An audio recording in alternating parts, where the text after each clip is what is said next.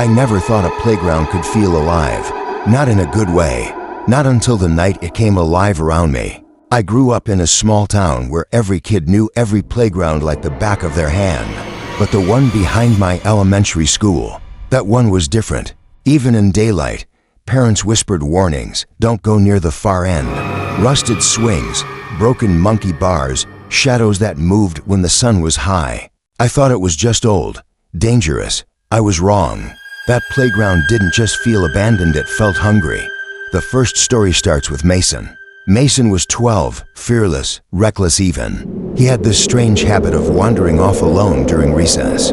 Everyone knew, don't follow him, just watch from a distance. One afternoon, he vanished for almost an hour. When he returned, his eyes, they were empty, hollow, like someone had scraped all the life out of them. He wouldn't speak, not a word, not even when the teacher called his name. At first, it was subtle. Mason refused to eat lunch. He spent hours under the same slide, staring into the sandbox as if it held secrets the world wasn't ready to see. Some kids swore he was talking to someone or something that wasn't there. Sarah, a quiet girl from my class, whispered she saw a man behind the chain-link fence. Tall, thin, tattered clothes. He didn't move like a human, he glided. And his eyes, she didn't even mention eyes. She said his face was nothing but darkness. Mason never acknowledged him, but his eyes flicked toward that corner every few seconds, like he was keeping a promise he didn't want to break. By the end of the week, Mason refused to leave the playground. He claimed the swings were calling him, whispering his name. Teachers laughed, thinking he was acting out, but anyone who passed after dark knew better. Shadows crawled along the ground, stretched unnaturally, reaching toward the swings as if they wanted something or someone. I remember the night clearly. Walking home from soccer practice, around 10 o'clock. Streetlights flickered, cracked pavement, the air heavy and still.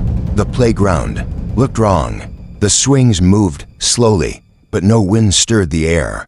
I froze, and that's when I saw him, Mason, on the swing. Head hanging, knees moving slightly, but the swing was moving itself. Something unseen pushed him. Something that made no sound but screamed in the air around me. Hey, Mason. I shouted, my voice cracking. Nothing. Then the air shifted. Cold, sharp, like icy fingers sliding down my spine. The figure behind the fence, Sarah's man, was there.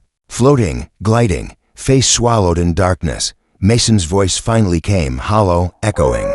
Not his own. You shouldn't be here. The swings stopped. Mason slumped. The man vanished. And just like that, he was gone. The next day, Mason was gone too. Backpack left behind. Teachers claimed he went to his aunt's. But nobody believed that. Not after the swings. Not after the shadows. The second story begins with an old merry-go-round. Metal bars, rusting, scraping the concrete when moved. Abandoned for years. Everyone said it was cursed. But teens never believed the warnings. My friend Leo and I decided to test it. Midnight. Summer. No one around. We climbed on, pushed it. Laughed. At first, it felt normal. But then the shadows shifted. Not trees, not wind. Something crouched, limbs impossibly long, sliding across the ground, keeping pace with the spinning ride. Leo, do you see that?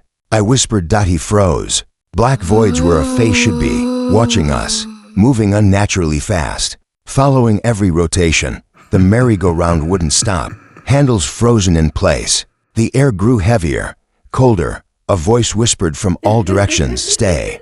With us, it wasn't one voice, not two, hundreds, layered, hungry, malicious. We spun in silence, trapped, every second stretching into eternity.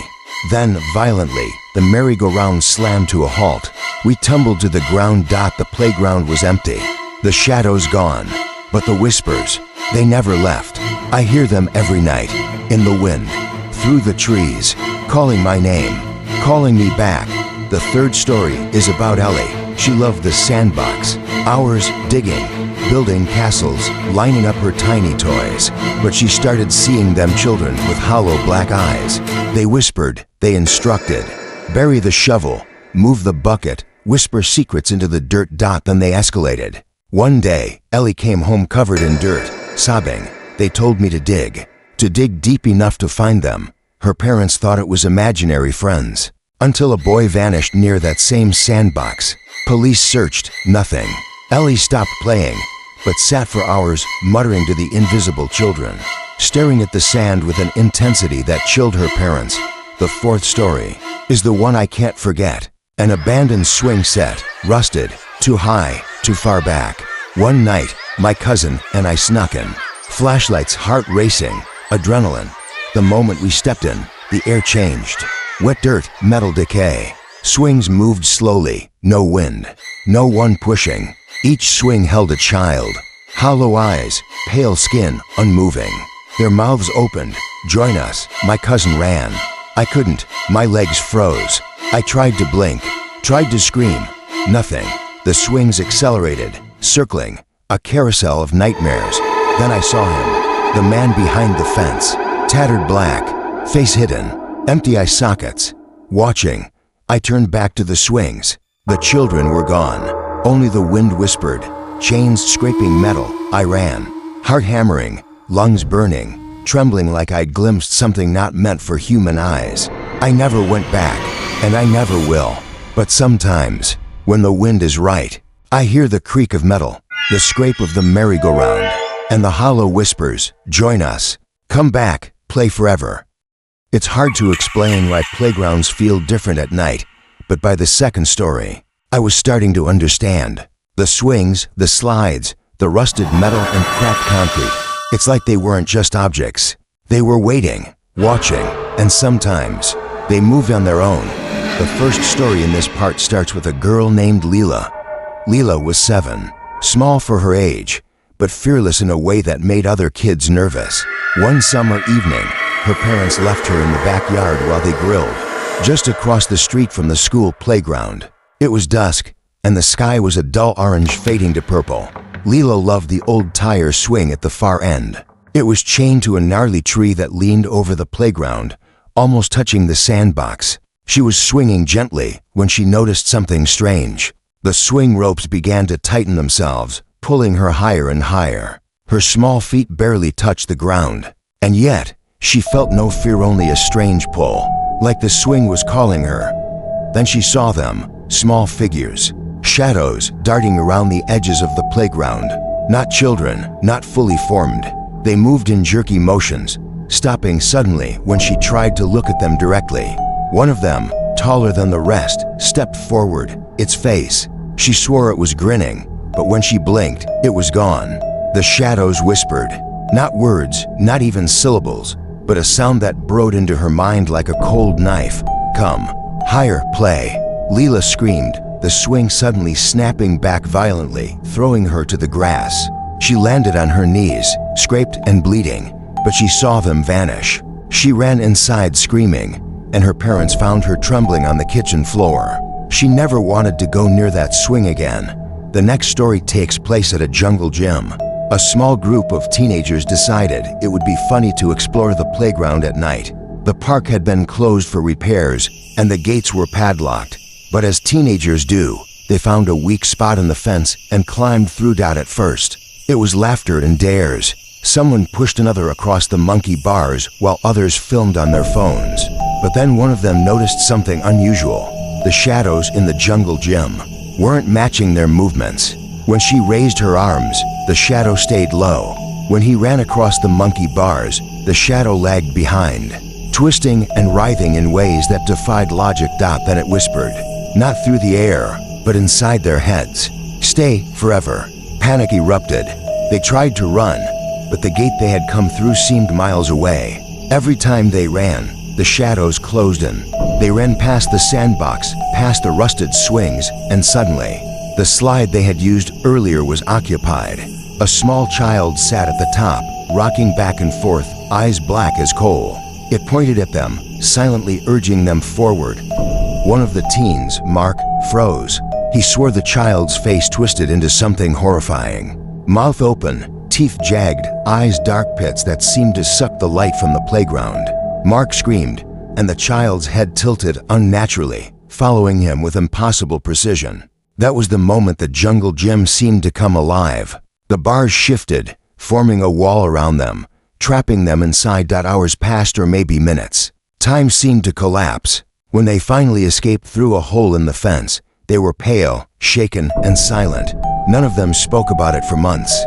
But sometimes, in the dead of night, Mark would wake to the creak of monkey bars in the distance, and the whispers would follow him home. The third story centers on the Sandbox again, but not the one you might think. This one was at a playground by the river, always damp, always smelled of mud and decay. A boy named Tyler loved digging there. He was alone that evening, his parents unaware he had slipped out after dinner. Tyler found something buried under the wet sand, a small, rusted toy soldier. It wasn't unusual, except the moment he picked it up, he felt a chill crawl up his spine. The sand around him shifted, forming shapes like little mounds. And then he heard laughter, children's laughter, but high-pitched, unnatural, echoing in the darkness. They wanted to play, the voice whispered. Tyler tried to run, but the sandbox seemed to grow beneath his feet. Every step he took, the sand pulled him back. Shapes formed around him, tiny hands reaching out, clawing, dragging at his shoes. The rusted toy soldier began to move on its own, spinning and pointing toward the river. Tyler turned to look. Nothing was there, yet he felt eyes drilling into his back. Suddenly, the water rippled violently. Shadows emerged, children, dozens of them, hollow eyes, reaching for him. Tyler screamed, dropping the toy. The next thing he knew, he was standing on the edge of the sandbox, drenched in sweat. No footprints behind him, no toy soldier in sight. When he returned home, he wouldn't speak of the sandbox, but sometimes when he walked by the river at night, he swore the sand shifted beneath his feet, whispering his name. The fourth story is perhaps the most terrifying, and the one that changed the town's perception of the playground forever. There was a new swing set, tall, metal, and shiny, installed near the far back of the field. At first, it seemed normal, but kids started reporting nightmares, swings moving on their own, whispers in the wind, shadows flitting between the poles. One evening, a group of friends dared each other to test it. Among them was Jenna, 15, fearless but skeptical.